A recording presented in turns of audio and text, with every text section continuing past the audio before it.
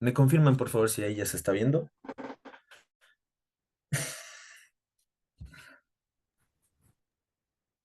Hablarán nomás.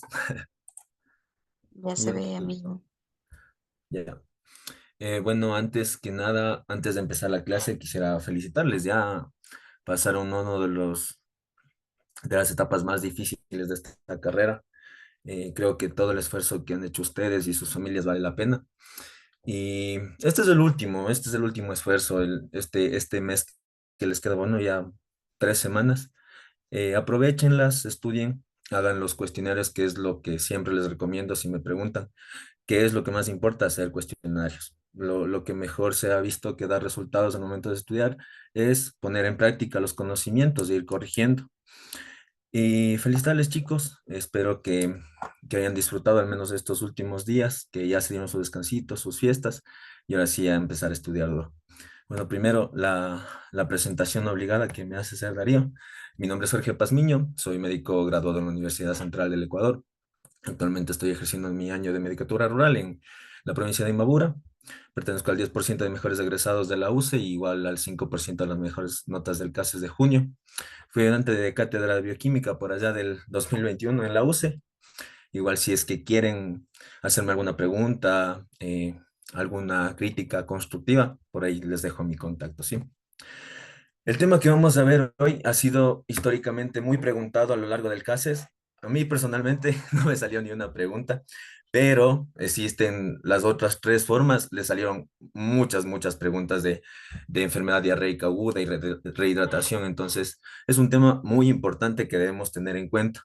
Y no solo para dar el CASES, sino porque todos los días en su año de medicatura rural van a haber diarreas. Y es una de las cosas más comunes, ¿no? Tanto en adultos como en pacientes pediátricos. Lo que vamos a ver hoy, una pequeña introducción, unos conceptos generales, la etiología y la clasificación, dependiendo de las características clínicas de la diarrea, la clínica, cómo puede presentarse, cómo vamos a hacer el diagnóstico, que vamos a ir un poco más a lo clínico, cuándo vamos a referirlo a los pacientes, que es bastante importante saber esto, el tratamiento en general, cómo son los pasos, y posteriormente a la rehidratación oral con los tres planes que tenemos y algunas complicaciones que podemos tener al momento de la enfermedad diarreica aguda. Como introducción, tenemos dos conceptos principales y que siempre debemos tener en cuenta. En primer lugar, ¿qué es la diarrea? Definimos a las diarreas como todas aquellas deposiciones líquidas que han aumentado en frecuencia y que han disminuido su consistencia, ¿no? Por más de 3 ocasiones en 24 horas. Y aquí existe cierta controversia. Existen diversas literaturas que clasifican la diarrea dependiendo de su tiempo de diferente manera. Por ejemplo, la que más comúnmente he visto que utilizan es la aguda menos de 14 días, persistente de 14 a 30 días y crónica más de 30 días. Pero sin embargo, hay otras literaturas que la clasifican en agudas menor de 14 y crónicas mayor a 14. O agudas menos de 7 a 14 persistente y de 14 en adelante las crónicas. Pero esta es una de las más utilizadas.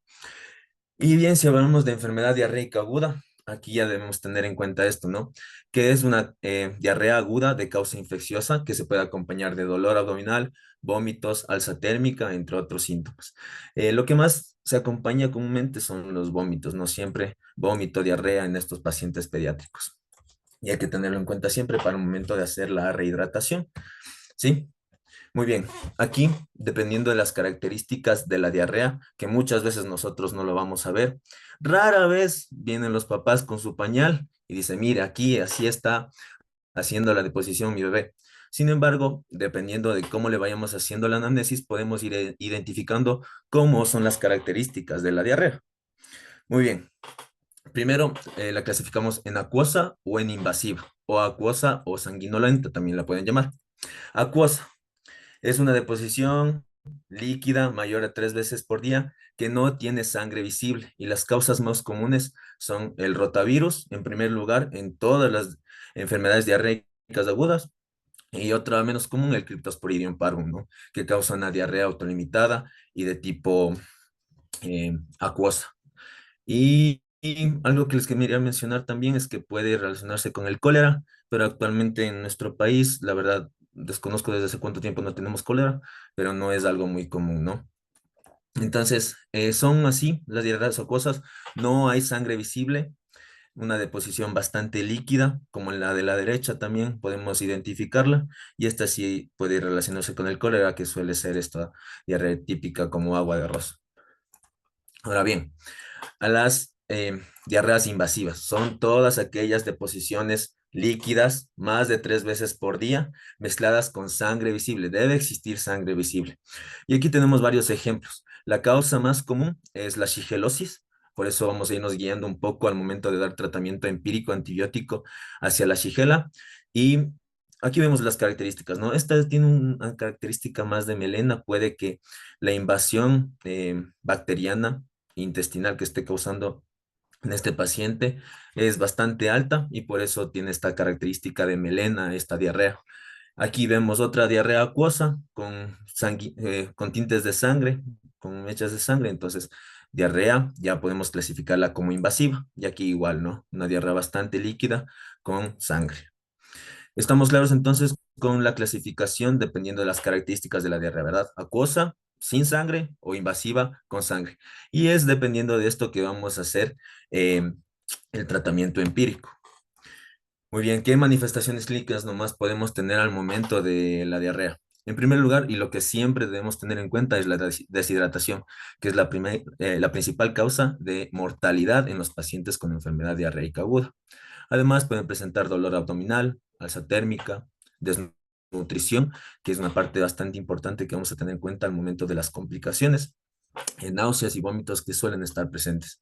Y algo que les quería mencionar aquí es que la enfermedad diarreica, si bien la mayor parte de casos es de característica infecciosa, puede asociarse a otras infecciones sistémicas o trastornos sistémicos. Por ejemplo, infecciones por sarampión pueden dar diarrea y no necesariamente ser una infección gastrointestinal u otro tipo de complicaciones. Infección de tracto urinario también te puede dar diarrea, que suelen ser cuadros muy inespecíficos, pero nosotros al momento de la anamnesis podemos ir identificando cómo va a ser la enfermedad diarreica aguda, ¿sí? Entonces, hablando de esto, quería hacerles acuerdo cuál es la definición de desnutrición antes de empezar con el diagnóstico, porque es algo bastante común. Al momento de nosotros tener un paciente con enfermedad diarreica aguda, a veces pierden tantos líquidos que van a bajar de peso y su peso en relación con la talla va a disminuir, por lo cual va a entrar en un estado de desnutrición. Para recordarles, no es lo mismo desnutrición que malnutrición, si bien este es un tema aparte, es bastante importante hacer hincapié. La clasificación de la desnutrición según la OMS la hacen emaciación, retraso de crecimiento, insuficiencia ponderal o carencia de micronutrientes. Ahora bien, ¿alguien recuerda tal vez, si quieren participar un poco, cuál es la diferencia entre desnutrición y malnutrición? Si por ahí pueden prender su micrófono nomás y vamos hablando. O si no, decir, no me acuerdo, solo para hacerlo un poco más interactivo, ¿ya? Sí, no, nómbrales, nómbrale. ¿Y ahora quién le voy a nombrar? A ver, alguien conocido, cacho.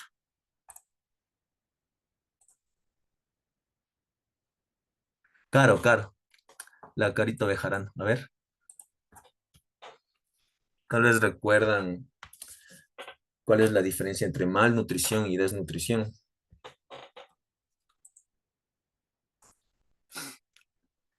No, Buenas nadie. noches.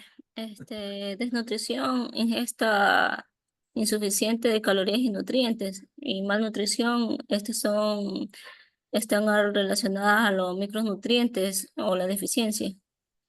Ya, vamos por ahí, Gene. ¿Alguien más? Tal vez otro concepto. No, Andre Benavides, tal vez.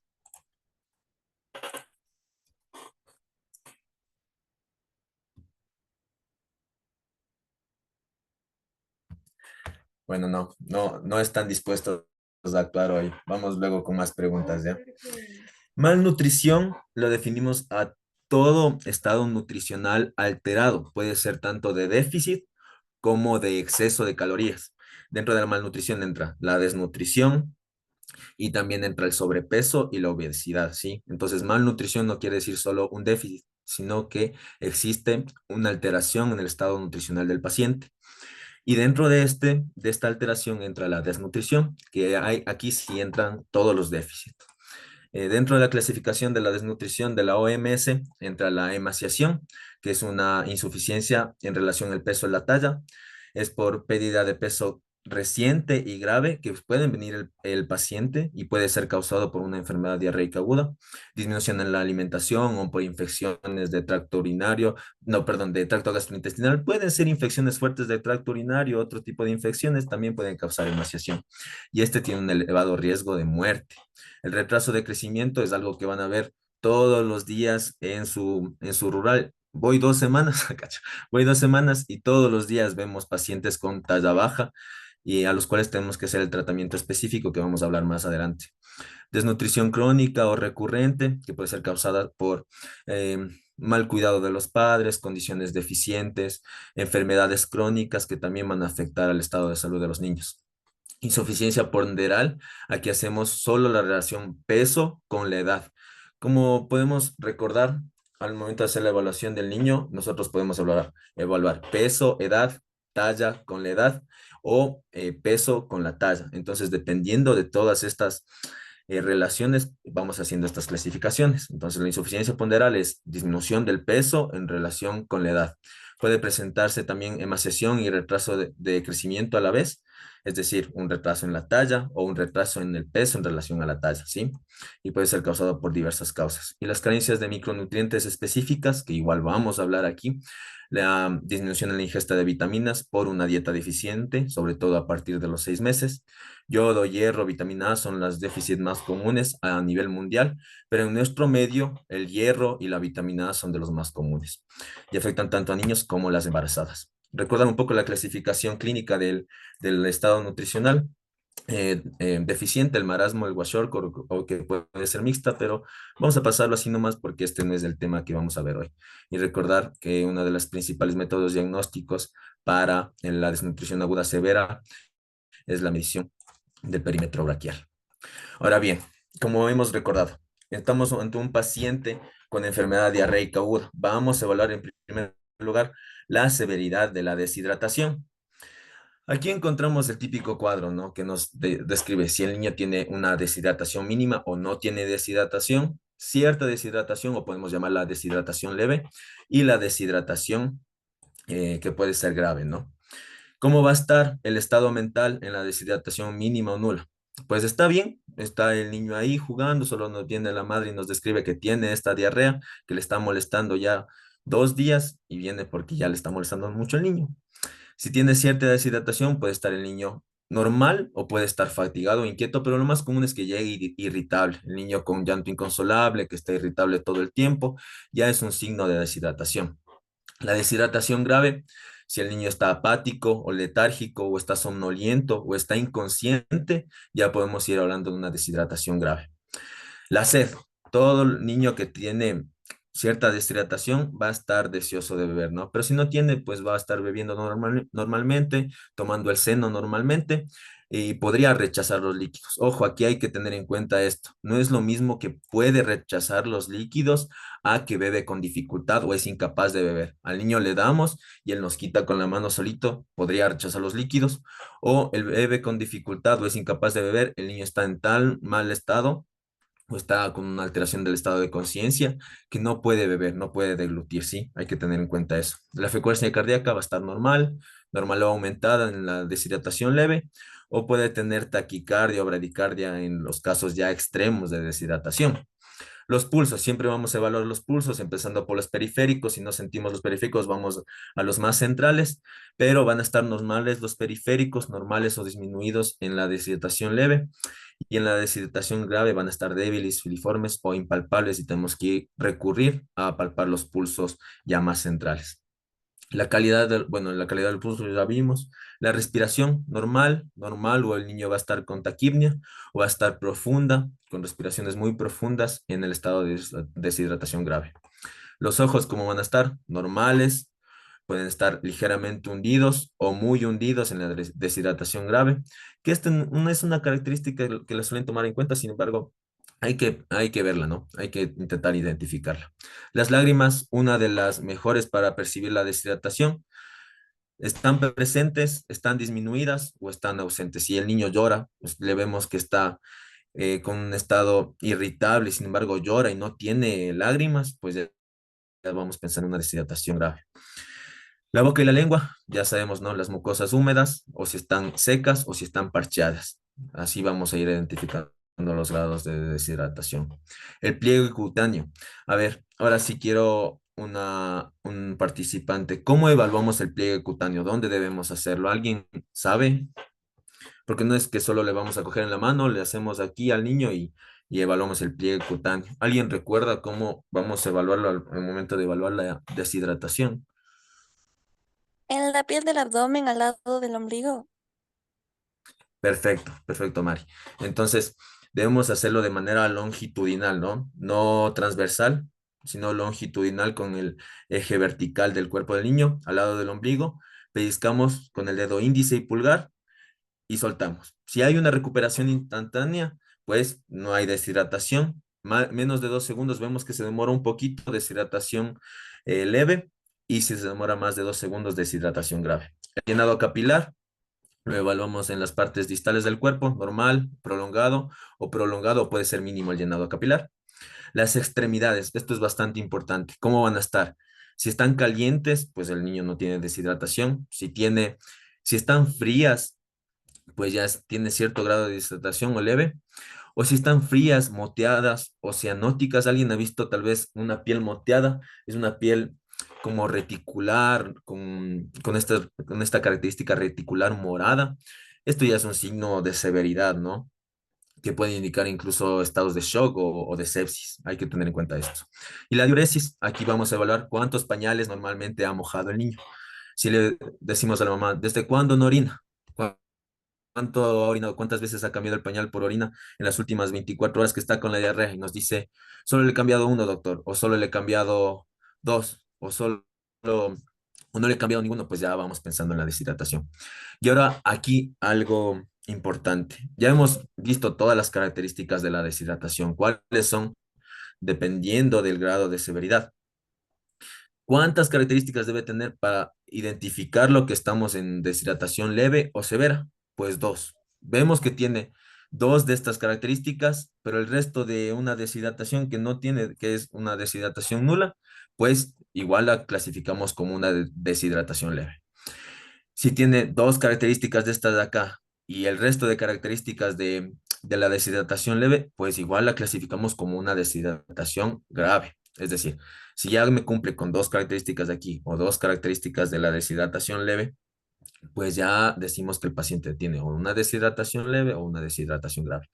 Si el niño, para que tenga una deshidratación nula, debe tener todas estas características, es decir, no cumplir con ninguna, dos de estas de acá. Entonces, aquí es algo importante que siempre nos confundimos. ¿Cuántas características? Entonces, dos. Ahora bien, nosotros no podemos evaluar a un niño que está en una emergencia pediátrica sin antes hacer esto, ¿no? El triángulo de evaluación pediátrica. ¿Cómo nosotros nos podemos evaluar si el niño está normal o fatigado, irritable, o si tiene sed, o le vamos a hacer el pliegue cutáneo si el niño está en un mal estado? Entonces, llega un paciente pediátrico siempre a la emergencia y lo que nosotros debemos hacer es evaluar esto, ¿no? El aspecto, la respiración y la circulación. Si tiene alterado los tres, no nos vamos a poner a evaluar al paciente ese rato a ver cómo está el pliegue cutáneo, sino que debemos actuar con rapidez, ¿sí? Eso es algo que quería recalcarles. Siempre para poder evaluar al niño de manera correcta, tenemos que asegurarnos de que esté bien en sus tres esferas o que al menos esté estable en dos de esas, porque si no, no lo vamos a poder evaluar. Tenemos que actuar con rapidez, estabilizar al paciente de la mejor manera, ver si podemos canalizar una vía, etcétera, etcétera. Ahora bien, ¿cómo va a ser el diagnóstico de la enfermedad diarreica aguda? Es netamente clínico. A nosotros de nada nos sirve tomar una muestra de heces y mandar al laboratorio que ni siquiera vamos a tener al momento de evaluar en la rural que hagamos, sino que debemos centrarnos en la clínica. Entonces, llega el paciente con su mamá, con su papá, al momento de la consulta y lo que nosotros debemos hacer es una buena anamnesis. ¿Cuántos días ha durado la diarrea? Generalmente los pacientes son bien cuidados, pues llegan ni 8 horas, vea doctor, me ha hecho 3 deposiciones diarreicas desde hace 8 horas. Entonces, una mamá que está pendiente de su hijo. Sin embargo, van a venir otros casos que a mí, por ejemplo, me tocó en el internado un paciente pediátrico que tenía una diarrea de 3 meses de evolución, sanguinolenta, que lastimosamente ese niño no sobrevivió, llegó en muy mal estado, apenas llegó y nos hizo paro. Pero bueno, hay que tener en cuenta esto, que la mayoría de veces nosotros cuando vayamos a atender a los pacientes pediátricos con enfermedad diarreica aguda, nos van a llegar con días de evolución cortos y generalmente nos llegan sin deshidratación o con deshidratación leve, por lo cual van a ser manejables y podemos nosotros eh, atenderlo de manera adecuada y no tener necesidad de referir. Y la otra, las características de las heces, ¿cómo van a ser? Y aquí solo debemos preguntar dos cosas, si son acuosas o si son sanguinolentas, ¿sí? Y en base a eso nosotros vamos a ir identificando cuál podría ser la causa de esta enfermedad diarreica aguda. Em, Dependiendo de estas características, vamos a referir, ¿no? Si el niño ya presenta una deshidratación severa, es decir, ya tiene dos características clínicas de la parte de la deshidratación severa. Está somnoliento, bebe mal, está con los ojos muy hundidos, no tiene lágrimas, está anúrico, pues vamos a referir a todos esos pacientes y vamos a aplicar el plan C de rehidratación hasta poder referir. Toda diarrea persistente, es decir, toda diarrea de más de 14 días, vamos nosotros también a referirlo. Al menos si tiene deshidratación, vamos a referir a ese paciente. Y toda disentería grave, también vamos a referirlo. Tal vez alguien que me quiera ayudar con el concepto de disentería. Eh, no sé, ¿quién recuerda el concepto de disentería? Esas acompañadas de Las de esas acompañadas de moco y sangre. Ajá, ese es acompañados de moco y sangre y que también se pueden acompañar con fiebre, ¿no? Entonces, si además de esto si además de la disentería tiene dolor abdominal tipo cólico muy fuerte o tiene pujo y tenesmo, esto ya es una disentería grave y debemos referir a todos estos pacientes, ¿sí? Ahora bien, antes de empezar con los planes de hidratación, nosotros ya tenemos el diagnóstico, ¿no? Viene un niño con enfermedad diarreica aguda, ha hecho más de 3 deposiciones líquidas, evaluamos nosotros la deshidratación. Si está estable, nosotros nos da el tiempo para hacerle la recetita, indicarle a la mamá cómo va a rehidratar ese bebé.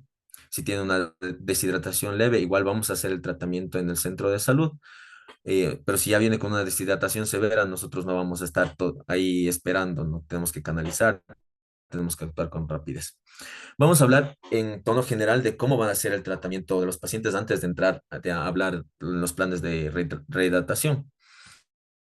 A ver, en todos los pacientes con enfermedad diarreica aguda, vamos a dar nosotros el sulfato de zinc. ¿Por qué? Porque se ha demostrado que el zinc disminuye tanto el tiempo de duración de la enfermedad diarreica aguda como va a mejorar la consistencia de las heces. ¿Y cuál va a ser la posología del zinc? Pues si tiene menos de 6 meses, 10 miligramos. Si tiene más de 6 meses, 20 miligramos. ¿Y por cuánto tiempo le vamos a dar esto? Por 14 días, tanto en la deshidratación leve como en los pacientes que no tienen deshidratación. En todos los pacientes con enfermedad diarreica aguda, nosotros vamos a dar zinc. Y va a ser su mejor amigo el zinc en la medicatura rural porque no nos sirve solo para la enfermedad diarreica aguda. ¿Para qué más nos sirve zinc? ¿Quién recuerda? ¿Quién nos quiere actuar esta vez? Talla baja. Sirve también para la talla baja. Se ha demostrado que ayuda un poco con la talla baja, con los pacientes con desnutrición crónica, sobre todo, ¿sí? Muy bien, ya ahí la posología es diferente y podemos aplicarla no antes de los 6 meses, no, desde los 6 meses hasta los 2 años nada más, ¿sí? Ahí está indicado el zinc. Ahora bien, esto en todos los pacientes, ¿no? Todos los pacientes igual que tengan enfermedad diarreica aguda de tipo invasiva, es decir, que presenten sangre y moco en heces, nosotros debemos empezar antibiótico terapia. Si bien el IEPI nos dice que solo en los casos de disentería que no hagamos el cerco epidemiológico y que veamos que necesita antibiótico terapia, ahí vamos a dar antibióticos, pues no. Está recomendado siempre empezar antibiótico terapia en toda enfermedad diarreica aguda que tenga sangre en ese, ¿sí? Es decir, que sea de tipo invasiva. Aquí tenemos varias opciones, les he puesto las principales y la que mejor se nos acomoda, la citromicina, a una dosis de 20 miligramos por kilogramo al día por 3 días. Otras guías le recomiendan por 5 días, lo ideal por 3 días, ¿no? Es el tiempo que nos ayuda a determinar si es que existe mejoría. Aquí en nuestro país, la, la presentación que más se nos acomoda, el 20 miligramos por 5 ml. El siguiente escalón, por así decirlo, si es que no tenemos acitromicina, la ciprofloxacina, sino que aquí existe un poco de controversia porque no sé si a ustedes en el pregrado les indicaron que todas las quinolonas están contraindicadas en los pacientes porque causan algo. Tal vez se acuerdan de los efectos que podrían causar las quinolonas si damos en pacientes pediátricos. ¿Alguien tal vez? Osificación del cartílago de crecimiento. Sí, se creía eso, ¿no? Que hay alteración del cartílago del crecimiento. Sin embargo, se ha visto que la ciprofloxacina es una quinolona de segunda generación, pues no tiene tanta afección. Más bien está en estudio esto, se ve que existe cierta inflamación o cierta afección osteomuscular, sin embargo, a la larga no podría causar mayor problema. Entonces, si algún día se preguntan esto de la ciprofloxacina es una quinolona, entonces podemos dar en pacientes pediátricos, pues sí, úsenla si tienen la disponibilidad, no tienen nada más, pues úsenla, no va a causar mayor alteración en el paciente, sí. Úsenla a 30 miligramos por kilogramo día, dividida en 2 dosis, o pueden decirlo a ustedes en 15 miligramos por kilogramo dosis, esto por 3 días, ¿sí? Aquí existen varias presentaciones, en sólido oral de 250 o sólido oral de 500. En el ministerio no tenemos mucho en líquido oral, pero pueden diluir en este caso los antibióticos. Y la ceftriaxona, ¿en qué casos podemos usar la ceftriaxona? Pues en pacientes que no soporten vía oral. Y no sé ustedes, pero si han visto la ceftriaxona por vía intramuscular, duele horrible. Entonces, no es muy recomendado, solo si es que, por ejemplo, tenemos que referir a un paciente y antes de referirlo ya debemos empezar con la antibiótico-terapia. Entonces, antes de referirlo, una dosis de ceftriaxona no le caería mal y eso le vamos a presentar el caso al segundo nivel donde vayamos a referir, que ya hemos puesto una dosis de ceftriaxona. La presentación líquido parenteral, 500 miligramos o 1 gramo. Bueno, viene en sólido para restitución en líquido parenteral, ¿no? Y bien, la vitamina A. La vitamina A se ha visto, y es una de los micronutrientes que se ha visto que tiene mejor resultado en la calidad de vida de los pacientes pediátricos, porque generalmente no la obtienen bien de la dieta. Entonces, nosotros lo que hacemos en el Ministerio de Salud Pública es dar las megadosis de vitamina A cada 6 meses. Entonces, en un paciente pediátrico que tenga diarrea persistente, nosotros vamos a tener que dar dosis de vitamina A porque encima que no está comiendo bien, todo se le está yendo por la diarrea. ¿Cuáles son las dosis de vitamina A que debemos usar y cuándo vamos a usarla? Pues a los 6 meses vamos a dar 100.000 unidades de vitamina A y desde los 12 a los 59 meses vamos a dar 200.000 unidades de vitamina A. Esto cada 6 meses como profilaxis para el déficit de vitamina A en los pacientes pediátricos, ¿sí? ¿Cuándo? ¿Cuándo lo vamos a dar? En toda diarrea persistente, es decir, en todo paciente que tenga una diarrea persistente que haya durado más de 14 días, porque esa es la definición de diarrea persistente, vamos a dar la megadosis de vitamina A dependiendo de la edad. Si tiene 6 meses, pues le vamos a dar 100.000. Si tiene más de un año, es decir, desde los 6 meses hasta el año, 100.000. Y desde los 12 meses hasta los 59 meses, le vamos a dar 200.000, ¿sí? Sobre todo también podemos darle si es que existen signos de déficit de vitamina A, que sobre todo vamos a ver a nivel ocular con queratitis o lesiones ulcerativas de la córnea. Son signos característicos del déficit de vitamina A. Y estos pacientes generalmente no vienen solo por una diarrea, sino que ya están en muy mal estado, vienen generalmente desnutridos. Entonces debemos ahí tomar en cuenta cuándo vamos a utilizar esto de la vitamina A, ¿sí? Hasta aquí antes de empezar con la rehidratación. ¿Alguien tiene alguna duda, algo que no haya quedado claro, algo que quiera acotar, alguna experiencia?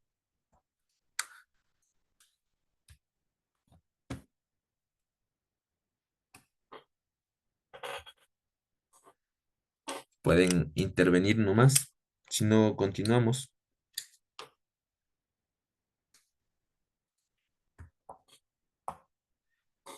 ¿Nadie tiene alguna duda?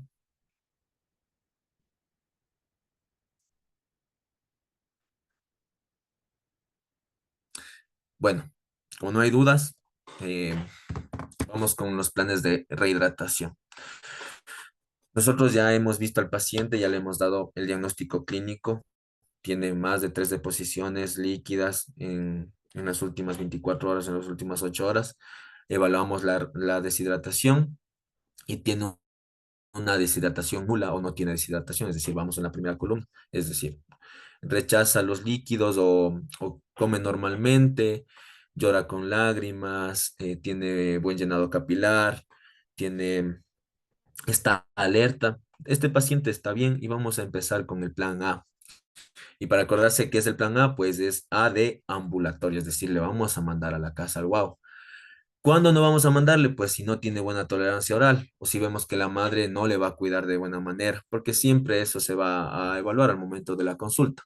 Entonces, para recordar, yo me acuerdo, bueno, el plan A se basa en 4 pilares fundamentales, que yo lo recuerdo con la tenía maíz, maíz como el maíz el maíz, el choclo, no sé cómo quieran decirlo. M de más líquido, es decir, le vamos a dar mayor cantidad de líquido, puede ser seno, puede ser sales de rehidratación oral al bebé. Segundo, vamos a alimentar, vamos a continuar con la alimentación, no le vamos a cortar la alimentación, vamos a escoger ciertos alimentos, pero no vamos a cortarlos netamente. La I de indicar cuándo regresar, vamos a decir los signos de alarma, si es que sigue con diarrea, si es que tiene moco y sangre, si es que el niño comienza a sentirse, a presentarse aletargado, que no orina, todas las características de los siguientes escalas de la deshidratación, pues le vamos a indicar que regrese. Y la Z de zinc, es decir, le vamos a dar la dosis de zinc que merece el niño. Si es menos de 6 meses, a 10 miligramos por día. Si es de más de 6 meses, a 20 miligramos por día, ¿ya? Empecemos con el 1, M de más líquido. ¿Cuánto, pues? ¿Cuánto le vamos a dar de líquido a estos bebés? Si bien es difícil educar a las madres y a los padres para que le den específicamente una cantidad de líquido después de cada diarrea, podemos irle indicando cuánto más o menos puede darle. En primer lugar, todo lo que el paciente pida. Si el bebé pide agua, si el bebé pide agua pura, agua limpia, pues le vamos a dar también. Pero lo ideal es rehidratarlo con sales de rehidratación oral de 75 miliequivalentes. Pregunta del CASES, ¿de cuántos miliequivalentes es las sales de rehidratación oral que debemos usar en los pacientes pediátricos? De 75 miliequivalentes, ¿sí?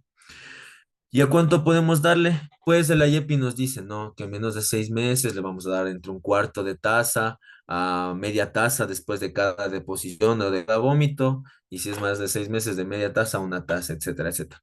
Pero nosotros podemos indicarle a los papás, porque no siempre se va a cumplir eso, no es que nos van a seguir a rajatabla, que después de cada deposición le den media tacita, ¿sí? Poco a poco, que el paciente soporte, si es que nos vomita, esperar 10 minutos, relajar al paciente y seguir con la rehidratación. Siempre tiene que ser a sorbos, porque si le dan de una, el bebé nos va a vomitar, entonces no va a aguantar la rehidratación.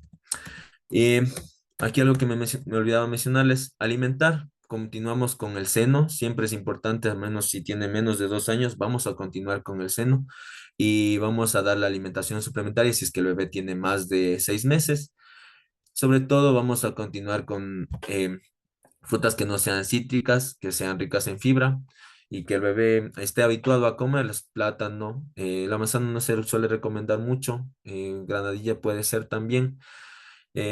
Arroz, papa, maíz, cereales están recomendados porque aumenta la tonicidad de las heces y va a disminuir la diarrea también. Indicar cuándo regresar, ya les dijimos, ¿no? Todos los signos de alarma al momento de nosotros evaluar los signos de deshidratación, si el bebé está letárgico, si el bebé no llora con lágrimas, si es que el bebé tiene mala, mala pinta, por así decirlo, pues vamos a mandarla a regresar. Y el zinc. Entonces, todo eso entra dentro del plan A, que va a ser ambulatorio, es decir, va a cumplirse en la casa a menos que nosotros veamos que no hay características que la hagan cumplir. Por ejemplo, no cumple, no torea vía oral, o el bebé vive muy lejos, vienen de una parte muy lejana y se van a regresar a muy lejos y puede empeorar el bebé, entonces mejor le tenemos un rato aquí, le indicamos bien cómo es el plan de rehidratación y lo mantenemos, ¿sí? ¿Hasta aquí alguna pregunta de plan A?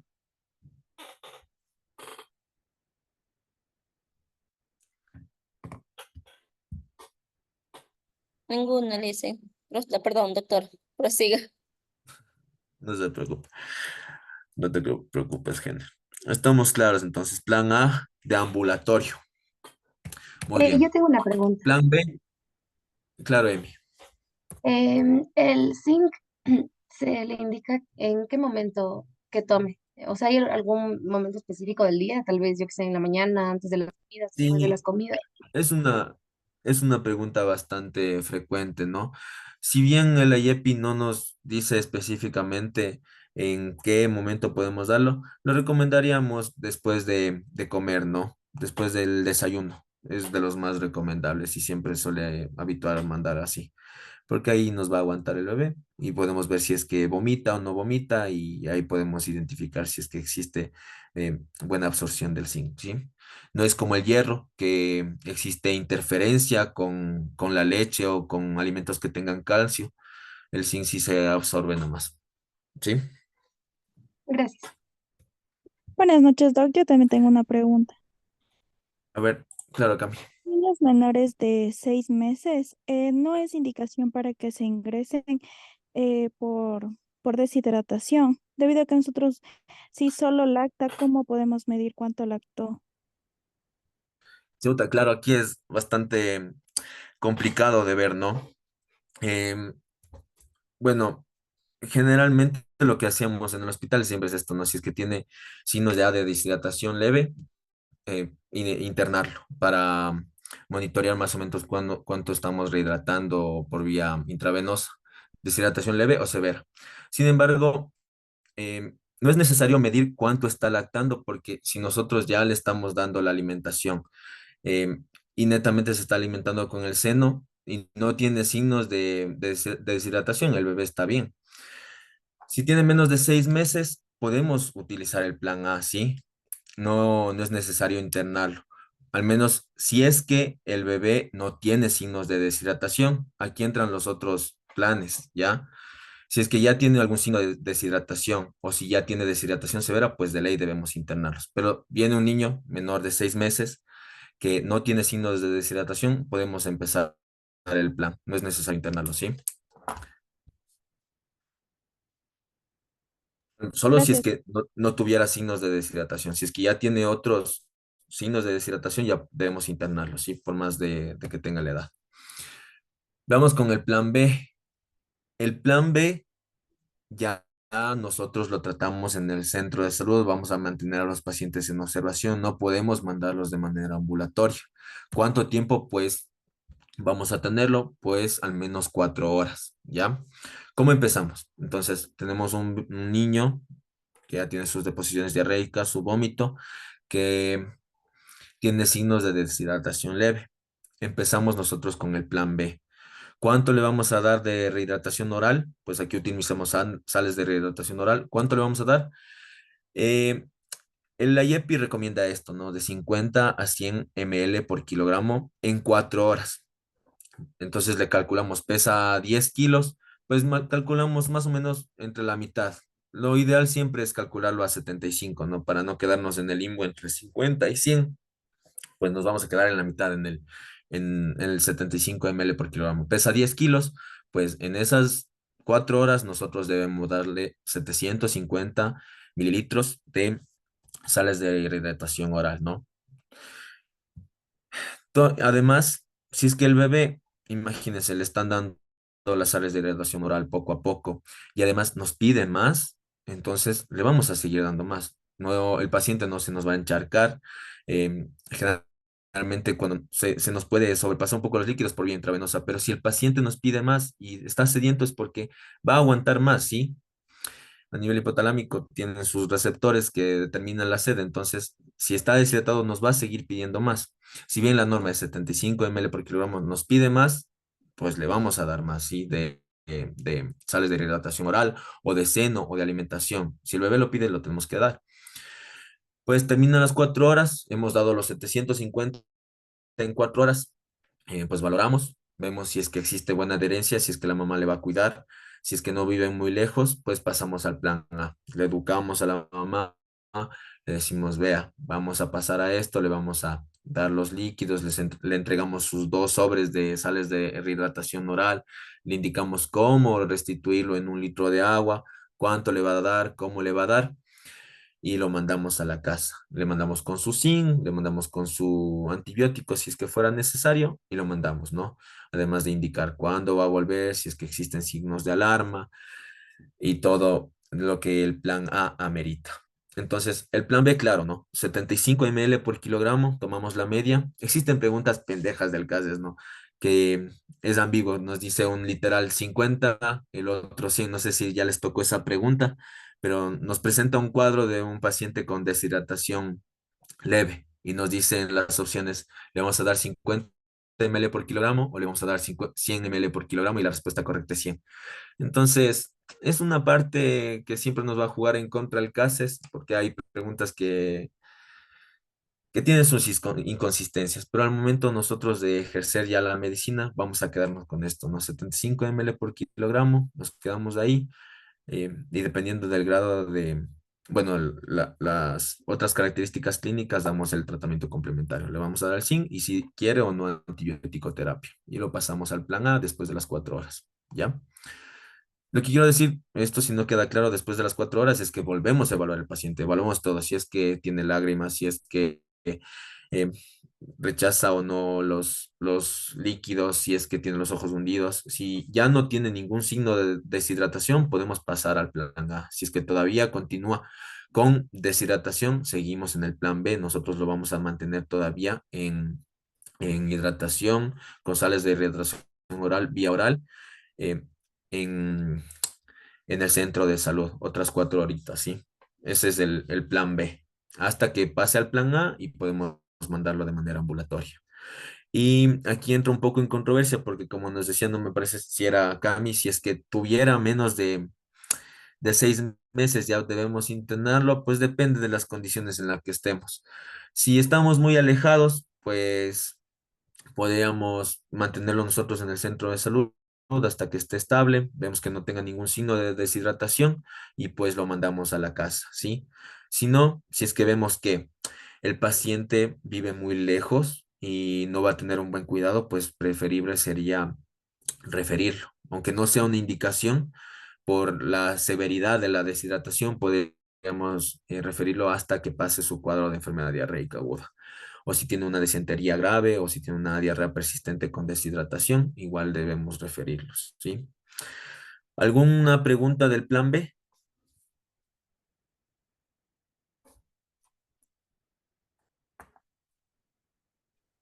Yo tengo una consulta. Ese 50-100 ml por kilogramo se aplica a cualquier edad o hasta qué edad aplicamos. Sí, en todas las edades, en todos los Ya. pacientes pediátricos, ¿sí?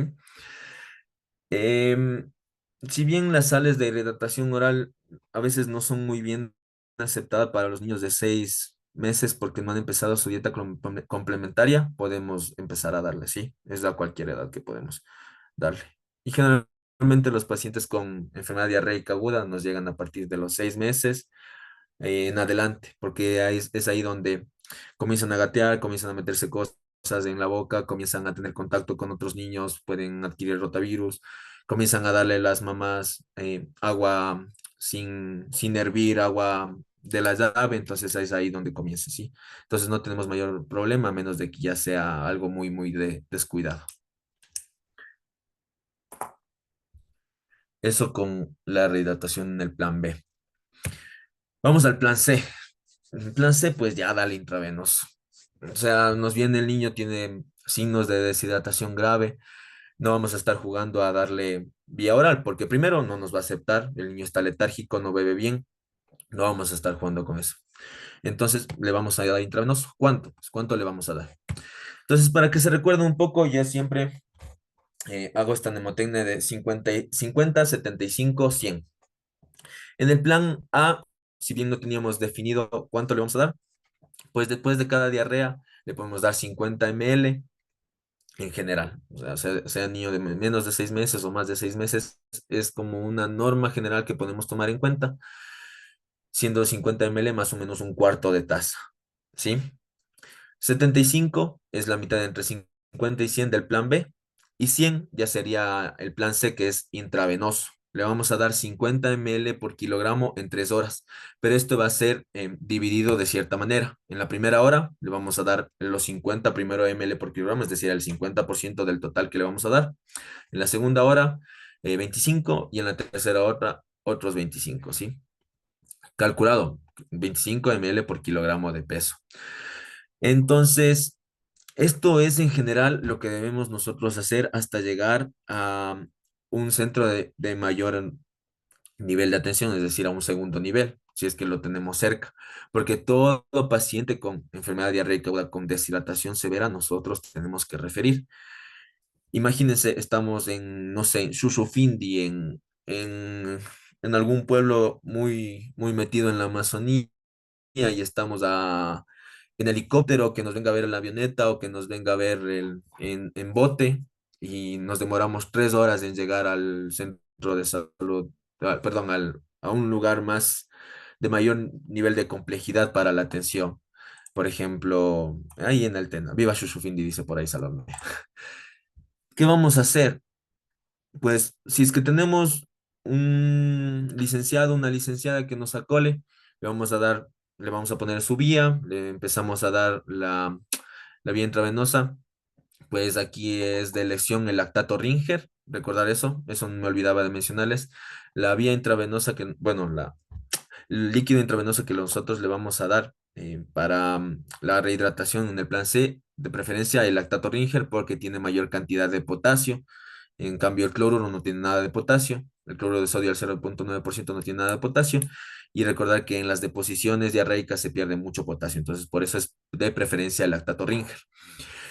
Entonces, ya nos encontramos en medio de la selva, en medio de la nada. Tenemos a 3 horas del lugar más cercano de referencia. ¿Qué vamos a hacer hasta mientras? Pues le agarramos vía, le empezamos este plan C. Y ahora, y si no tenemos vía, si no tenemos alguien que nos ayude a canalizar en el internado, no me enseñaron cómo canalizar un guagua.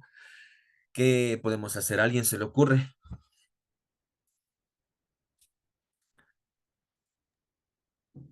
Una Doc, sonda gástrica. disculpe, nosotros nos comentaron en clases que también se podría dar por vía oral, que había estudios de que tiene iguales absorciones. Ya, sí, muy bien, Juanjo. Si bien existen características clínicas de el niño bebe mal o no bebe o está letárgico, si es que podemos darlo por vía oral, bien. Pero la otra sería dar sonda nasogástrica. No sé si a eso también te querías referir, Juanjo. Le vamos a empezar con sonda Igual, igual. nasogástrica, ¿sí? Em, y si es que tenemos sonda nasogástrica, ¿no? La otra sería la intraósea, pero no sé, a la mayoría de personas no nos han capacitado para poner una vía ósea. Entonces, sonda nasogástrica. Le ponemos, ya le medimos de aquí a acá, de aquí a la apófisis sifoides, y le damos la sonda nasogástrica. Le ponemos, ¿cómo le vamos a dar? Igual, similar a esta distribución que hemos puesto aquí. Sí, me parece que sí les había puesto. Bueno, no, no, no. Y si no tenemos acceso venoso, sí, pues le vamos a dar la sonda nasogástrica. ¿Cómo vamos a darlo? Pues nosotros no le vamos a conectar una jeringa, le vamos a estar dale y dale al guagua la sal de hidratación oral por la sonda nasogástrica, sino que tenemos que hacer algo que es darle por gabaje. No sé si han visto por gabaje, quiere decir que nosotros le conectamos la sonda, va a estar aquí la conexión de la sonda, y nosotros vamos a poner aquí una jeringa de 20, de 50, de lo que tengamos. Entonces, sin el émbolo, ¿no? Le sacamos el émbolo, le ponemos aquí conectado y le vamos a mantener que no sé, le damos los primeros 20 ml, le damos y dejamos que pase, sin poner presión, ¿no? Le mantenemos ahí, le dejamos que pase, esperamos un rato y seguimos dando poco a poco. Recordar que va a ser similar a los otros planes de hidratación. Si le damos suero oral de golpe en mucha cantidad, nos va a vomitar y no va a servir de nada todo lo que hemos hecho, ¿sí? Eso quiere decir por gabaje, quiere decir que por la propia acción de la gravedad se vaya llenando, vaya pasando la sal de rehidratación oral, ¿sí? Terminan las 3 horas. Si es que no hemos llegado todavía a nuestro lugar de referencia, pues valoramos si pasamos al plan B, si el niño ya está por ahí queriendo beber vía oral, si es que se nos ha levantado, si ha mejorado un poco, podemos pasar al plan B, que sería por otras 4 horas, ¿no? Sin embargo, si es que no hemos llegado todavía a nuestro lugar de referencia. ¿Alguien tiene alguna pregunta del plan C? Porque yo me acuerdo, a mí me habían enseñado que en menos de 6 meses, nosotros en el plan C no lo hacemos en 3 horas, sino en 6 horas. Pero eso no se ha aceptado tanto. Existen bibliografías que lo recomiendan así, que lo dividen me parece que lo hacían 30 y el resto de 5 horas lo hacían al 14%. O sea, la primera hora 30% y la segunda, tercera, cuarta, quinta, sexta hora lo hacían al 14% para completar un 100%. Sin embargo, lo más aceptado es esto, ¿no? En todos los pacientes en cualquier edad, la primera hora 50, la segunda hora 25 y la tercera hora 25. ¿Alguien tiene alguna pregunta hasta aquí del plan C o de cualquier cosa que hayamos visto el día de hoy? Yo tengo una pregunta. Claro, Emi. En caso de que en el plan B o en el plan C ya se cumplió el tiempo y el tratamiento y no mejora, ¿está indicado Lo repetí. ¿Está referir o indicado que se tras ese, repite? perdón? Se Ajá, repite. se repite. Ah, ya, Ajá. gracias. Pero recordemos que el plan C es de ley de referencia. Todo paciente con deshidratación severa lo vamos a referir. Al menos eso nos marcan las guías del el IEPI, ¿no? El plan B podemos repetirlo nosotros mismos en el centro de salud en las 4 siguientes horas y, y valoramos de nuevo. Si es que no pasa al plan A, si es que no cumple características con el plan A, repetimos el plan B y no hay mayor lío en eso, sí. Pero generalmente si no cumple el plan C es porque aún no hemos llegado a la casa de salud de referencia, o el niño sigue malito y aún no, y bueno, tenemos que repetirlo, o ya están repitiendo el plan C dentro del hospital en sí. ¿Sí? Gracias. ¿Alguien alguna otra pregunta? Yo tengo una pregunta. ¿En alguno de los Dale, planes Sofía. concebido el uso de probióticos? Tal vez, no sé, estamos tratando de forma ambulatoria y aparte del SIG mandamos con probióticos o en el B cuando ya revaloramos y podemos enviar a casa, podemos enviar con probióticos, porque no he visto en ningún lado, pero en mi internado sí enviaba. Claro, el uso de probióticos, si bien es controversial, y se ha visto que para que tenga cierta acción debe pasar al menos 2 semanas de probióticos. Sí pueden utilizarlo, al menos a los familiares, bueno, a todos los pacientes les gusta bastante, bueno, a los papás de los pacientes les gusta bastante usar los probióticos. Pueden mandarlos, en sí ayuda, pero tienen que mandarlo por lo menos una semanita. Sí está, sí se podría usar, ¿sí? Dejen ver si en el chat tengo algo, alguna pregunta. Creo que tenemos uno por aquí.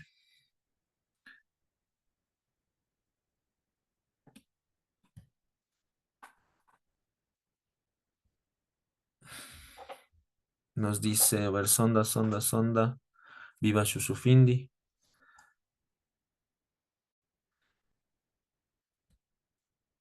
A ver, en el caso de que se logre canalizar y tenga cuadro severo de mesis, podemos utilizar antieméticos como el ondansetron. Sí, sí podemos utilizarlo, pero recordemos que estamos ante un cuadro bueno, estamos ante un lugar alejado, por ejemplo, en la rural. Pero si tenemos la posibilidad, sí. De hecho, si el paciente no tolera vía oral y no tiene signos de deshidratación, podríamos empezar con ondansetron. Recordar que el ondansetron, perdón, es el antiemético de elección, no causa extrapiramidalismo como la metoclopramida y lo damos a una dosis de 0,15 miligramos por kilogramo. Podemos usarlo, ¿sí? Una sola dosis, de preferencia que nosotros lo hemos visto. Y la otra, ¿cuándo usar lactato Ringer? El lactato Ringer se utiliza en el plan C. Lo podemos utilizar, es el de elección, pues porque tiene el potasio que está perdiendo también a través de las heces. Y algo que me olvidaba mencionarles es que en el plan B, si nosotros vemos que el niño nos está vomitando y no aguanta vía oral, le damos el ondansetron y sigue con este problema, pues podemos aplicar el plan B, pero por vía intravenosa, ¿no? Algo que me olvidaba mencionarles. Y ahí podemos utilizar también el lactato Ringer. La Cami dice, ¿puedo regresar las diapos del plan? Ah, claro, ya te regreso las diapos. Y en caso de que solo se consiga ondansetron en tableta, ¿cómo le podríamos dar a los niños? Pues, chuta, ahí sí complicado. Podríamos molerla y dar lo típico, ¿no? Diluido en leche materna o podríamos darlo diluido en el suero oral. Sí, podríamos dar el ondansetron en tabletas. Recordar, pero ahí es difícil dosificarlo, pues la dosis de 0,15, ¿cómo lo vamos dividiendo ahí en la tableta? Más o menos calculado, 0,15 a 0,2. ¿Puede repetir el esquema antibiótico brevemente? Pues sí, lo vamos a repetir. Y el plan B, vía intravenosa, serían 4 horas mismo, sí. Sí, el plan B igual, en las mismas 4 horas.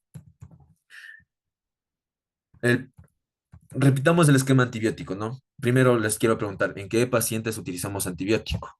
Alguien que me lo recuerde, por favor. Sebas, tal vez tú mismo. En disentería, En disentería, ¿no? En toda diarrea que tenga características invasivas, es decir, que tengan sangre, lo vamos a empezar el antibiótico. Aquí tenemos un cuadro general. Ay, perdón, yo iba a poner de nuevo las diapos del plan A. Yo me acordaba son los 4 pilares que nos pone el IEPI. El uno, dar más líquidos, alimentar, indicar cuándo regresar y el zinc. Recordar que el zinc está indicado en todas las diarreas. ¿Cuándo es una deshidratación indeterminada? No cacho muy bien la pregunta. O sea, indeterminada como el grado de deshidratación. Pues recordar que si es una elección de casos. Ya, bueno, ya vamos a responder todas las preguntas. Pues una deshidratación indeterminada. Pues vamos a determinar el grado de deshidratación viendo las características clínicas, ¿no? Recordemos este cuadrito de acá. Este. Nosotros tenemos todas estas características para evaluar. Si nosotros nos cumple con todas estas, pues el paciente no tiene deshidratación o es una deshidratación nula. Si es que tiene 2 o más de estas características de esta columna de aquí, pues ya tiene una deshidratación leve. Y si es que ya tiene igual 2 o más características de la deshidratación grave, pues tiene una deshidratación grave. No es que nos quedamos en el limbo, por ejemplo, ¿qué hacemos si es que tiene 4 de aquí y 4 de acá? Pues no. Si con que tenga 2 de las de más severidad, ya determinamos si tiene una deshidratación grave o una deshidratación leve. A ver, aquí nos manda una pregunta. Niño de 8 años con varias deposiciones al examen físico. No, a ver, quisiera que todos vayan al chat, ¿ya?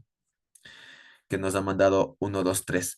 Bueno, esa deshidratación indeterminada es solo un literal para ponerlo ahí. No existe, no podemos nosotros poner deshidratación indeterminada en un cuadro de un paciente con enfermedad diarreica aguda. O tiene una deshidratación leve, o no tiene deshidratación, una deshidratación moderada o una deshidratación severa. Sí, no existe la deshidratación indeterminada. Es un distractor, como dice Sebas. Y otra cosa que me olvidaba mencionarles es que hay otros que no la clasifican como sin deshidratación, deshidratación leve o deshidratación severa, sino que lo clasifican como deshidratación leve, deshidratación moderada o deshidratación grave también. Entonces hay que tener en cuenta eso al momento que nos pregunten. Otra pregunta. ¿Nos puede explicar cómo preparar los sobres, por favor? Muy bien. Los sobres que nos vienen del Ministerio de Salud Pública están determinados para diluirlo en 1 litro de agua. Entonces tenemos dos opciones, que la mamá coja y compre un litro de agua específicamente embotellada, que está limpia, que sabemos que ha pasado por filtros y que no tiene bacterias, o la otra es que hierva en la casa. El problema es que hierva en la casa es que es más difícil de preparar porque debemos decirle que hierva 2 litros de agua, deje enfriar aire ambiente, ponga un litro específicamente en una botella, mezcle ahí el sobre de suero oral y eso empezar a darle. Algo que me olvidaba mencionarles es que el suero oral dura 24 horas, se supone, ¿no? Que solo dura 24 horas, por eso le damos 2 sobres, porque uno le va a durar estas 24 horas y el otro sobre le va a durar otras 24 horas hasta que les pase las diarreas. Entonces, si es que le ha sobrado al final de las 24 horas, pues lo vamos a desechar prácticamente. Se indica eso. Pero pero no está bien determinado si es que sirve o no, pero está en lo indicado, ¿no? Entonces, en un litro, que puede ser en agua embotellada o en agua hervida previamente y que sea enfriada y que sea determinado que está a 1 litro, pues le diluimos el sobre de suero oral. Y ojo con esto que no vamos a mandarle a hervir 1 litro de agua, porque si mandamos a hervir 1 litro de agua se va a evaporar cierta cantidad y nosotros le vamos a dar a una mayor osmolaridad, porque va a estar diluido todo el sobre de suero oral en menos cantidad de agua. Entonces, por eso le mandamos a hervir 2 litros y que mida exactamente que tenga 1 litro la botella, ¿sí? ¿Hay porcentajes para evaluar los tipos de deshidratación? Sí, es algo que me olvidaba mencionarles, pero que no se utiliza mucho. Existe esta clasificación según el peso que ha perdido el paciente.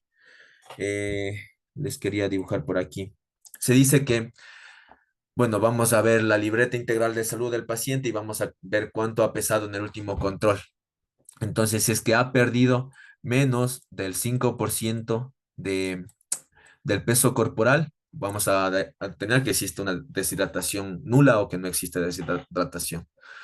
Si es que está entre un 15, un 5, yo nos hablan del 15%, pues determinamos que existe una deshidratación moderada o que ya existe una deshidratación. Y si es que tiene una pérdida de más del 15% del peso corporal, pues ya hablamos de una deshidratación grave.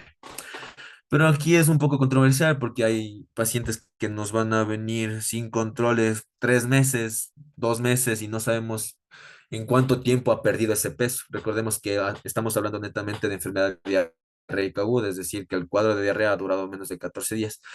Y si ha perdido esa cantidad de peso porque, no sé, porque no le ha estado dando bien de comer y recién empezó la diarrea, entonces ya ahí va variando cómo va a ser la deshidratación, ¿sí?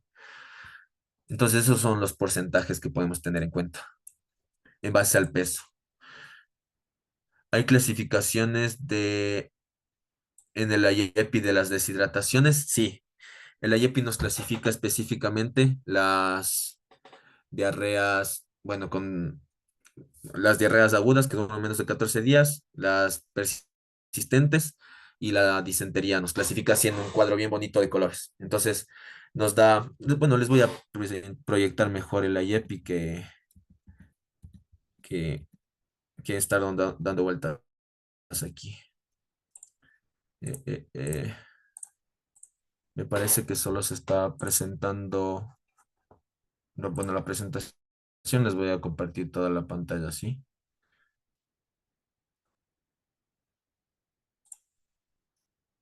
A ver, el IEPI, ¿qué nos dice el IEPI? Bueno, recordar que la IEPI va a ser nuestro salvador al momento de nosotros entrar a la rural, porque es con lo que nos vamos a manejar y podemos tener nuestras pollitas ahí de cómo vamos a dar las dosis. Pues este es el cuadro que nos da en general el IEPI. Nos dice evaluar el estado de deshidratación grave, y nos da solo unas características. Por eso nos dice dos de los siguientes signos. No nos dice todos los que podemos evaluar, pero nos dice los principales, ¿no? Bebe mal, no puede beber, letárgico, ojos hundidos, signos de pliegue que vuelve muy lentamente. Pues ya tiene dos de estos, deshidratación grave. Si tiene dos de los siguientes, que está irritable, ojos hundidos, bebe con avidez, es decir, que tiene sed, ya lo vamos con deshidratación. El signo del pliegue que debe volver en menos de 2 segundos, pero que se demora un poquito, pues ya es una deshidratación. Y si ven, existe cierto malestar al momento de clasificar aquí, porque unos a esta de no tiene deshidratación la llaman deshidratación leve, a esta de aquí deshidratación moderada y a esta deshidratación grave. En cambio la IEPI no tiene deshidratación y deshidratación grave. Entonces eso sí. De ahí la diarrea persistente que no hemos tomado mucho en cuenta porque lo de hoy fue enfermedad diarreica aguda. Sin embargo, hay que tomar en cuenta, ¿no? Más de 14 días, tiene signos de deshidratación en general, pues ya hablamos de una diarrea persistente grave que igual debe ser referida y empezar con la dosis de vitamina A y todo lo que conlleva. Y si tiene una diarrea persistente sin signos de deshidratación, pues podemos tratarla en el centro de salud y tratarlo de manera ambulatoria, pero debemos tomar en cuenta esto, ¿no? Dar la vitamina A, dar zinc, explicar cómo se debe de alimentar a un paciente con diarrea persistente. Y lo de la disentería, que ya les habíamos mencionado, y que toda disentería grave, con signos de deshidratación, con fiebre alta, con cólicos, con pujo o tenesmo de orinar y de defecar, pues vamos a referirlo. Y algo que me olvidaba mencionarles es que, como pueden ver aquí, en caso de epidemia de disentería y si las autoridades sanitarias lo especifican, administrar antibiótico apropiado por 3 días. Pero lo que nosotros deberíamos hacer es que si tenemos una diarrea invasiva, es decir, que tenga moco y sangre, vamos a empezar la antibiótico terapia, ¿sí? Eh, Vamos a ver más preguntas. Nos pueden enviar el IEPI al WhatsApp, pues ya les voy a enviar. Les voy a enviar al grupo que tenemos en general. ¿Y alguien más, alguna otra pregunta, alguna acotación, alguna experiencia? Ya les envió el Darío, por si acaso, el IEPI. La mía, a ver, ¿cuál es tu duda, Steffi?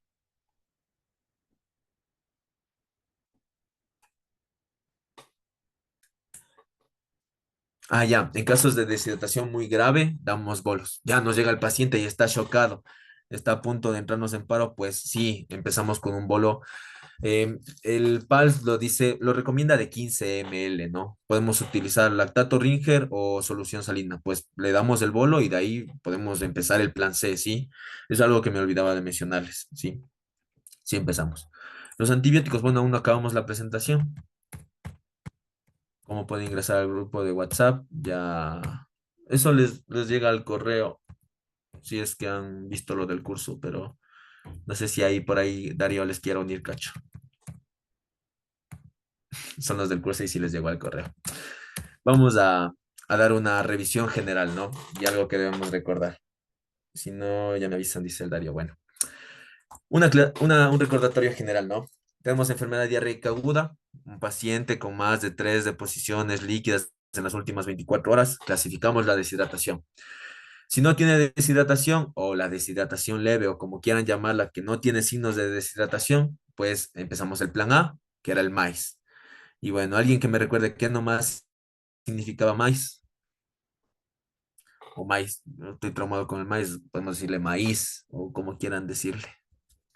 M era ¿de qué era la M? Más líquidos. De más líquidos, bien, Sofi. La A, Alimentación.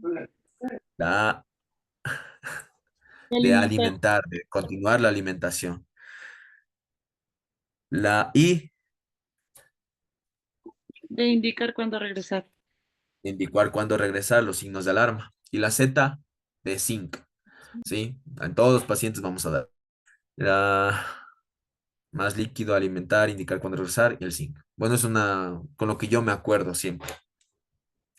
La deshidratación leve, el plan B, para no quedarnos en el limbo, entre 50 y 100, pues nos quedamos en el 75 ml por kilogramo en 4 horas de sales de rehidratación oral, que lo vamos a estar evaluando en el centro de salud y que después de 4 horas evaluamos si no tiene signos de deshidratación, podemos pasar al plan A, ¿sí?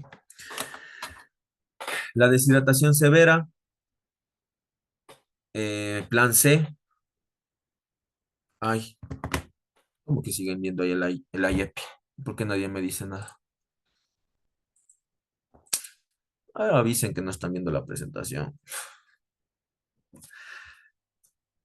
A ver, seguían viendo el IEPI y yo hablando aquí. Tenemos el cuadro general de cuáles son los puntos clave. El plan A, el maíz. el maíz, el manual de atención integral en salud, cacho. El más líquidos, alimentar, indicar cuándo volver y zinc. La deshidratación leve, el plan B, o podemos decirle la deshidratación en sí, porque es o moderada o leve, y la clasificamos luego en severa, pero el plan B, sales de hidratación oral, vía oral, 75 ml por kilogramo en 4 horas. Pregunta del CASES, esta también es pregunta del CASES, y siempre viene. Si bien puede ser el literal les puede venir entre 75 o entre 50 y 100. Y hay una forma en la cual estaba la respuesta correcta que solo es el 100. Entonces siempre escojan el más alto, 75 o 100, pero la clave es entre 50 y 100, ¿no? La deshidratación severa, el plan C, le vamos a dar 100 ml por kilogramo en 3 horas y referir al paciente. Siempre vamos a referir a todo paciente con deshidratación severa. Y dividido como 50 la primera hora, 25 la segunda y 25 la otra tercera hora. El antibiótico vamos a dar cuando en toda diarrea invasiva. ¿A cómo? La citromicina vamos a dar a 20 miligramos por kilogramo de peso por día, una sola vez al día por 3 días. La ciprofloxacina la vamos a dar a 30 miligramos por kilogramo, esto repartido en 2 dosis, es decir, 15 miligramos por kilogramo cada 12 horas, o como ustedes quieran decirle, ¿no? Pero la cosa es que cumpla 30 miligramos por kilogramo al día. Y la ceftriaxona, que podemos utilizarlo antes de referir, si es que el paciente no tolera vía oral y queremos darle una dosis de antibiótico antes de referir, 50 miligramos por kilogramo, una sola dosis al día, vía intramuscular si no tenemos una vía intravenosa ya puesta. Recordar que duele mucho la ceftriaxona, los pacientes lloran, los pacientes adultos, imagínense los pacientes pediátricos, que es ponerle una ceftriaxona intramuscular. El zinc que hay que rezarle al zinc siempre, menos de 6 meses. Hay que tener claro en esto, ¿no? Que la IEPI recomienda que se puede dar entre los 2 meses y los 6 meses cuando tiene diarrea. Antes de los 2 meses no se le recomienda dar, pero vamos a darlo así, ¿no? 10 miligramos si tiene menos de 6 meses y más de 6 meses a 20 miligramos por 2 semanas. Esta es la misma dosis si es que tuviera también talla baja, pero si es que nosotros ya queremos hacer un tratamiento neto para talla baja en un paciente que no tiene diarrea, lo vamos a hacer por 3 meses el zinc, ¿sí? Igual depende la edad y, bueno, no depende de la edad, siempre se le da a 2,5 ml, quiere decir 10 miligramos. Le vamos a dar 10 miligramos de zinc todos los días por 3 meses y ese es el tratamiento para la talla baja, que también sirve, ¿no? Igual está en el IEPI que lo van a revisar. La ciprofloxacina podemos repetir, ya. 30 miligramos por kilogramo al día, dividido en 2 dosis. Es decir, le vamos a dar, por ejemplo, el bebé pesa 10 kilogramos, al día le toca 300 miligramos de ciprofloxacina. Entonces le vamos a dar 150 en la mañana y 150 en la noche, ¿sí? O podemos calcularlo a 15 miligramos por kilogramo dosis, con 2 dosis al día, como ustedes prefieran decirle.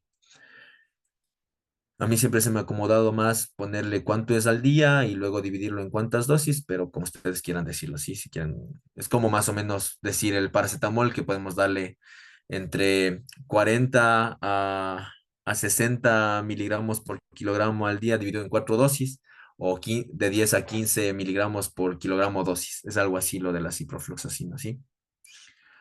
Y eso, algo que me olvidaba, antipirético, si es que fuera necesario, si es que el bebé está con diarrea, podemos empezarlo a la dosis típica, de preferencia el paracetamol, ¿no? El ibuprofeno como que le puede irritar un poquito la barriguita, encima no está comiendo bien, entonces de preferencia el paracetamol, si quiere empezar antipiréticos, también puede acompañarse. Eso en tanto lo que hemos visto hoy. ¿Alguien tiene alguna pregunta? ¿Algo que no haya quedado claro?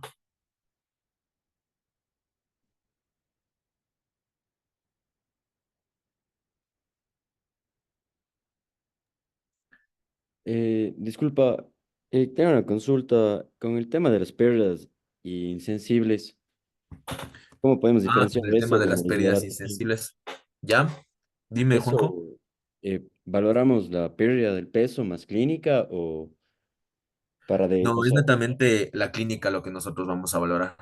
Recordemos que las pérdidas insensibles y todo eso se va a calcular cuando nosotros queramos hacer una ingesta excreta a nivel del hospital, que nosotros vamos a medir cuánto va a entrar y cuánto va a salir al día.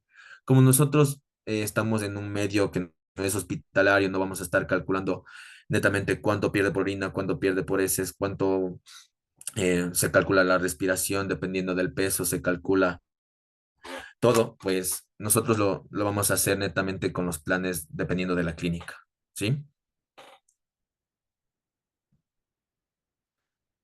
Bueno, alguien me pregunta aquí lo de la pregunta del 100. Les voy a proyectar la pregunta para que la vean ya. Me parece que tenemos... Chuta, ¿dónde le dejé abierta esa pregunta? Porque les quería presentar. Eh, Déjenme ver la pregunta del que les había dicho que estaba media pendeja entre escoger el 50 y el 100 ya. ¿Y alguien más hasta eso una pregunta? ¿El de elección es la Citro? Pues sí, sí, sí, sí. Es el que más tenemos a disponibilidad y sobre todo porque tiene buena cobertura contra la Shigella, que es de las principales bacterias que van a causar gastroenteritis invasiva. Entonces, es el principal que podemos dar, ¿ya? La citromicina, la ciprofloxacina, que ha quedado en segundo lugar, más por este tema de controversias con el cartílago de crecimiento, pero es de preferencia la citro. Dejen ver, dejen ver si tengo las preguntas de por aquí. Banco de pregunta casi. Chuta, no me acuerdo en cuál año estaba. Creo que estaba en el 2023. Les voy a buscar con todo ya. Si es que la encuentro, les voy a mandar al Consulta. En esto de WhatsApp. decidir si es una deshidratación leve, moderada y severa, lo que importa es que tenga dos de un mismo grupo, ¿no? Por ejemplo, en la pregunta que enviaron tenía dos de la moderada y una de grave. Ahí no pesa la grave o moderada, Claro, ahí sino no el pesa número. la de grave, si no entra la de moderada, porque tienen que tener dos, Ok. como tú misma estás diciendo. Estamos bien así. Y existe cierta duda, ¿no? Porque a veces no toman en cuenta esto, como que se quedan en el limbo. Tendrá grave, tendrá moderada, pero con que tenga dos de una de las más severas, entonces ya entra en las más severas. Entonces, tiene dos de la grave, entra en la grave. Tiene dos de la moderada, pues entra en la moderada. O tiene todas las características de la sin deshidratación, pues entra en esa. Creo que, chuta, no me acuerdo en cuál estaba, les voy a quedar debiendo. Pero, a ver, el Paquito me ha enviado. No, no es una así. El Paquito Almeida me está mandando una, pero es algo así similar, Paquito. Con todo les voy a enviar al grupo la que nos ha enviado el Paquito.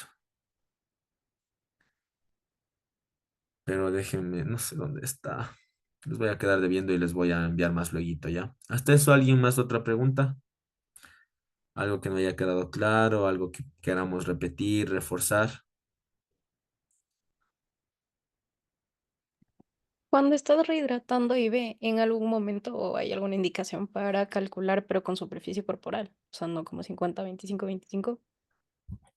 No, es que son indicaciones generales que nosotros vamos a tener al momento de empezar algo de emergencia hasta referir al paciente, ¿no? Eh, Algo les quería recordar que a veces incluso no tenemos el peso del paciente y debemos calcularlo la edad según el peso. Entonces nosotros, si es que no tenemos en claro más o menos cuánto pesa, pues podemos irnos a Google, ¿no? Nos metemos cuánto pesa un niño bueno, de 6 meses, más o menos, cuánto pesa, cuánto debería pesar, entonces nos calculamos en base a eso, ¿no? Existen reglas mnemotécnicas con las manos que yo ahorita no las recuerdo, cuando no tenemos en disponibilidad cuánto pesa el bebé. Sin embargo, podemos ver en la libreta integral de salud del último control que tiene, si es que no tenemos balanza, pero siempre vamos a tener una balanza a la mano. Si es que no tuviéramos el peso, pues lo podríamos calcular así, pero no sería necesario en superficie corporal, Sofi. Siempre los planes de hidratación tratan de ser lo más concretos posible y lo más estandarizado para dar una buena hidratación al paciente sin complicarnos.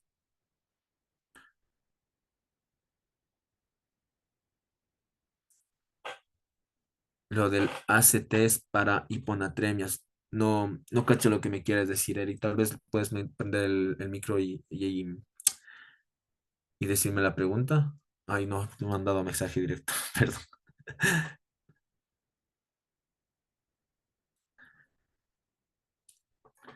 ¿Alguien más, alguna otra pregunta hasta que me responda hasta que me responda Eric? Sí, estamos claros entonces con la mayor parte de deshidratación. Recordad que es un tema bastante preguntado, ¿no? En todos los casos siempre va a venir una pregunta de deshidratación y al menos todos los días en la consulta ustedes van a tener casos de deshidratación en la rural.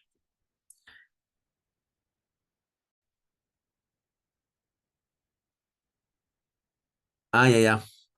Sí, sí, el Eric lo que trataba de decir es que lo de la superficie corporal total es para reponer en caso de que de que tenga hiponatremia, ¿no? Pero eso ya lo vamos a ver en el medio hospitalario. Nosotros no tenemos ni un microscopio para ver si es que tiene por ahí, no sé, trofosoditos o cualquier vaina de algún parásito. Entonces, no vamos a tener a mano medir em, los, los electrolitos en sangre. Algo que me olvidaba mencionarles y con esto quiero terminar es que los antibióticos, ¿cómo vamos a usarlos?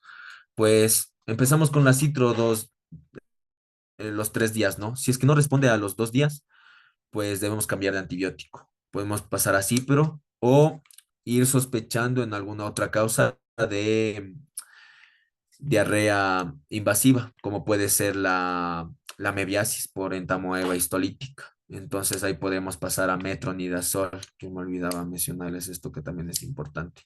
Pero esto no suelen preguntar generalmente en el CASES, que más bien cuál es el de tratamiento de elección en caso de entamoeba histolítica, pues es el metronidazol. Si es que no tenemos metronidazol, pues tinidazol. Y, y generalmente debemos ir a este lado en las diarreas cuando no haya respuesta ni a la citromicina ni a la ciprofloxacina, que quiere decir que no es de las principales bacterias que está causando, sino más bien es un parásito de tipo protozoario.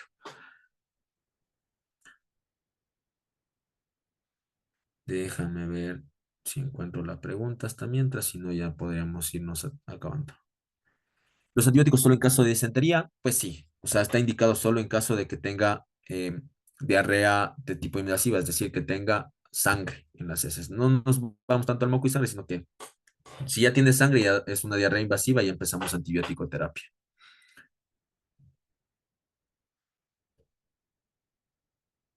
Pero ya le ven con sangre por ahí, le damos nomás, ¿sí? A ver, veamos qué manda Odalis al mensaje directo.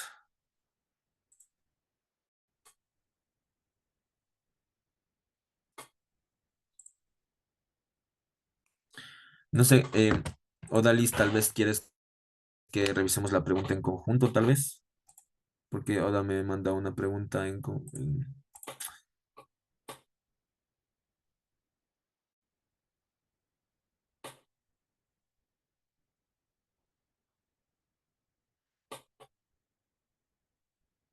este es un caso de deshidratación severa que, bueno, como les había mencionado antes a veces el paciente llega tan en mal estado que debemos empezar con un bolo vía intravenosa, que la dosis esperada más o menos es de 15 a 20 ml por kilogramo en 20 minutos. Entonces, si es que nos llega a tocar una pregunta así de llega un paciente que está mal en sus tres esferas, en el aspecto, en la respiración y en la circulación, y debemos empezar rehidratación rápida, pues el bolo está indicado así como les acaba de mencionar, ¿sí?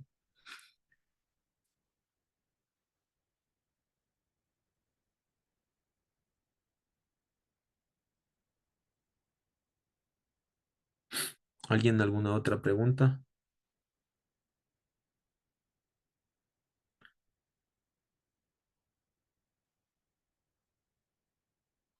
No le encuentro a la del 100.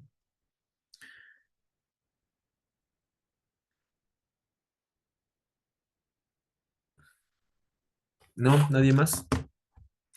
Creo que con eso nos estaríamos despidiendo. No sé si quiere que vamos a analizar esta pregunta que nos ha mandado Oda, ¿ya? Eh, eh, eh, eh, eh, eh, eh. Uy, no sé qué se hizo aquí. A ver, vamos a ver. Ay, cómo veo los mensajes aquí. No sé si se abrirán los mensajes. Bueno, aquí veamos. Paciente masculino de 4 años de edad que acude a emergencias por diarrea y fiebre. Las diarreas son abundantes, no mucosanguinolentas. 12 en 24 horas, bastante cantidad de diarrea, ¿no?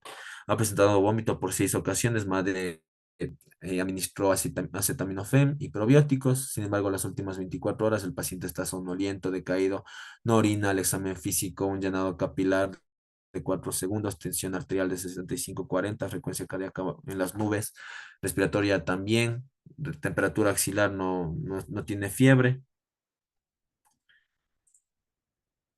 ¿Qué más? En mal estado general, letárgico, ojos hundidos, piel y mucosas orales secas, pulsos disminuidos, extremidades frías, signo del pliegue, dos cruces. ¿Cómo debe ser la hidratación inicial intravenosa? Pues primero esta podríamos hacerla también por descarte, ¿no? Porque si bien debemos empezar el plan C de hidratación, pues el plan C es a 100 ml, a 100 ml que va a dividirse en las 3 horas en 50, 25, 25. Pero podemos empezar con un bol, ¿sí? Que la opción correcta me parece que en esta le marcaba la uno, porque es el bolo inicial que podemos empezar. Aquí hay controversia porque las guías recomiendan entre 10 a 20, de preferencia 20 ml por kilogramo en 20 minutos, ¿sí?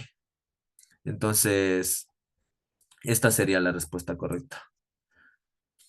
Y también eso en tanto a esta pregunta. Pero es porque el paciente está mal en todas sus esferas, ¿no? Aquí, recordemos lo que les quería decir, que nosotros no podemos evaluar bien un paciente, estarle viendo todas las características si es que, si es que tenemos un paciente que está a punto de entrar en paro. Entonces evaluamos aspecto, evaluamos respiración, evaluamos circulación. Si no tenemos una estabilidad del paciente, pues se nos va a entrar en paro, se nos está quedando ahí mismo. Entonces empezamos con bolo y luego con el plan C. Sí, como es el caso de este paciente que está mal en todas sus esferas, está somnoliento, está mal con mala circulación, está respirando taquipneico. Entonces, todo eso hace que empecemos de ley con un bolo y luego pasemos al plan C, ¿sí? Y algo más que quieran ver. ¿En qué momento se inicia el antibiótico? Pues desde el primer día. Nosotros ya captamos al paciente, vemos que tenga tolerancia oral, le mandamos su suerito y le decimos, mamá, está tomando bien el bebé, le vamos a dar el, el antibiótico. El antibiótico puede diluirlo en la leche. Por ejemplo, tenemos el jarabe que no nos va a captar bien el paciente, entonces le podemos diluir en la leche materna y darle, o si no, podemos darlo netamente así con la jeringuilla medida.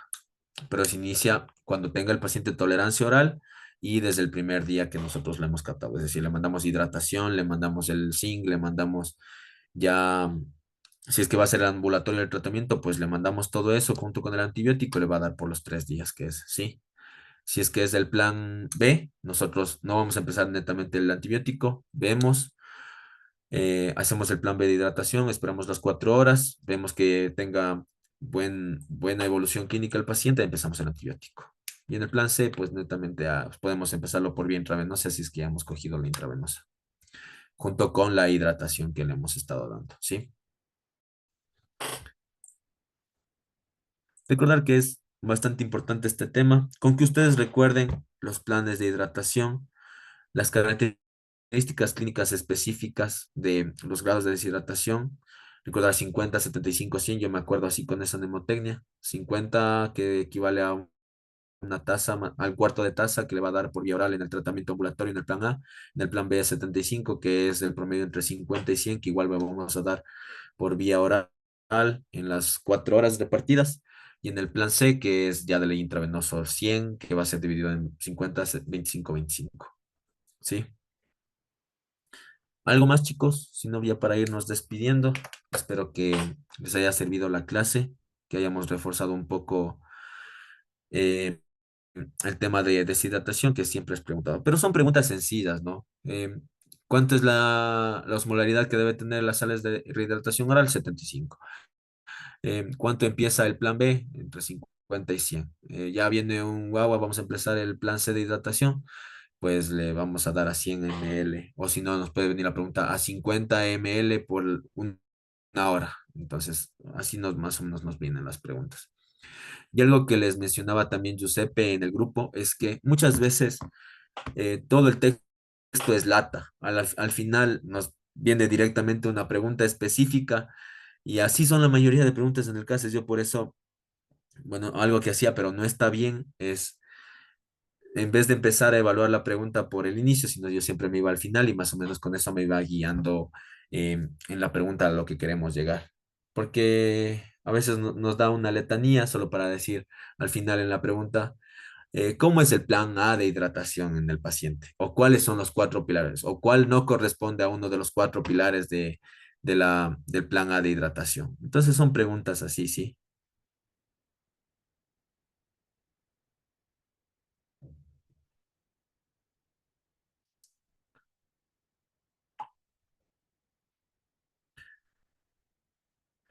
Entonces, si no hay más preguntas, creo que podemos ir terminando la clase. Espero que les haya funcionado, chicos, que estudien mucho, aprovechen estas 2 semanas, hagan los cuestionarios. Eso, por favor, les pido. Es lo que más sirve. Yo acabé de dar el examen y dije, bueno, me repetí yo 2 veces me repetí los 36 cuestionarios que teníamos en mi tiempo. Al final decía, chuta. A mí también me agarró la desesperación y yo, dale y dale con los cuestionarios y con eso se salva. Si bien son preguntas similares la mayoría de veces, del cuánto les digo, un 50% me salió similares las preguntas, el otro 50% nuevas, pues nos vamos guiando con lo que hemos visto en el curso, ¿sí? Con todo lo que hemos visto en los textos, en las clases y sobre todo en los cuestionarios. Eso es importante, chicos. Perfecto, gracias, Jorgito. Gracias, chicos, por su atención. Ahorita preguntas para mí, preguntas para Medna. Ya hablamos también en el grupo que ya no va a ser abierto, más que nada porque estas 2 semanas, como les dijo Jorge, son 2 semanas y unos cuantos. Sí, son 2 semanas en realidad. Es para que ustedes no tengan esa ansiedad, porque en realidad parte de lo que vemos es que en estas 2 semanas se desesperan y empiezan a ponerles ansiosos a sus compañeros y ustedes van a ponerles ansiosos.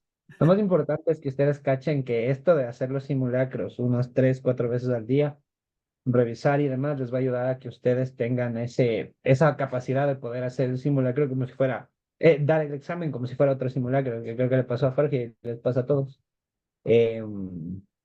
Y eso, chicos, ahorita alguna pregunta que tengan, como que no, cierro la llamada. Ya les voy a subir.